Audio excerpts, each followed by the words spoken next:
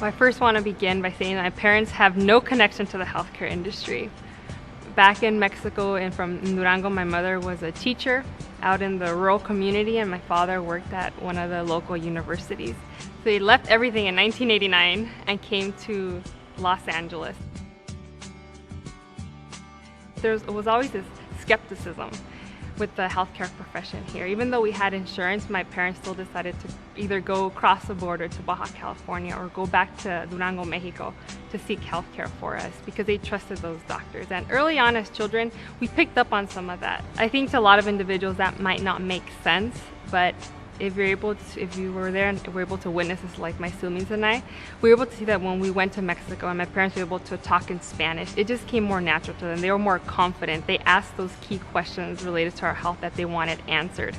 And versus when they were here in the United States, the interactions were more so limited. The questions were basic, even if they asked any questions at all. And that makes sense because a lot of physicians here are not bilingual. They didn't speak the language that my parents speak. They weren't able to communicate in Spanish. I credit the National Hispanic Youth Initiative for first exposing me to public health, which is the career I eventually ended up deciding on when I was in school. Back then, while I didn't realize the impact it would have in my life as well as that of my siblings because they participated in as well, we realized that down the line when we were in college and started to think of other opportunities in the health field, we went back to that week we spent in DC and thought about our trips to the National Institutes of Health, where we met physicians, where we met other researchers, where we met clinicians and doctors. And on my end, it was the first time I ever heard about public health, which is what I eventually ended up getting a graduate degree in. I think it's so key to be able to expose Hispanic students or students from just disadvantaged backgrounds to these other fields, because the reality when you think of health at that age, you think of a doctor or a dentist. But that week in Washington, D.C. through the National Hispanic Youth Initiative, or NHYI, it exposed me to the world of health, and I'm so thankful for that opportunity.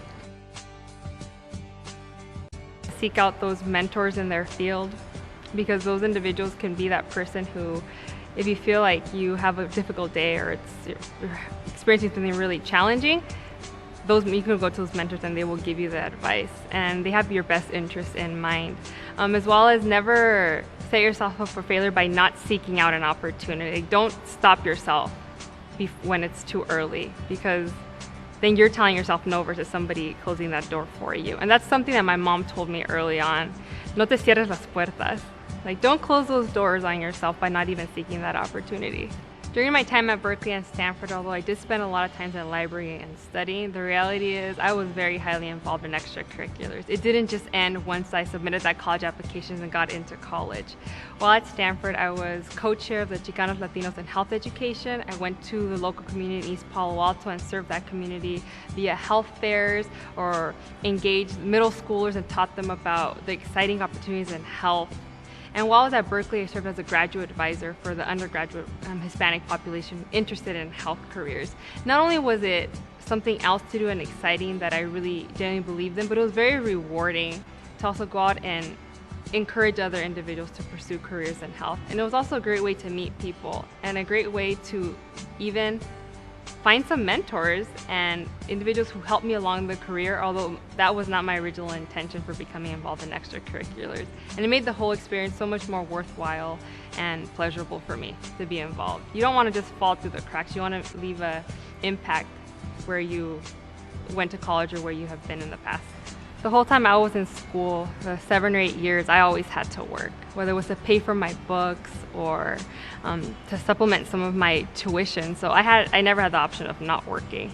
But I think I tell other individuals to be encouraged, because if they could handle work and school and finish it up and get their degree successfully, that's a huge encouragement for themselves, and I think it's a big win. But the reality is, sometimes you are tempted to just give up on school and pursue a full-time job because you're immediately getting paid versus paying to go to school. But in the long term, staying in school and getting a degree will increase your chances of having a higher income, and that will not only benefit you, but it will benefit your family as well as just benefit your community, because you can give more back financially. There's just a few pieces of advice that I like to give students when I talk to them.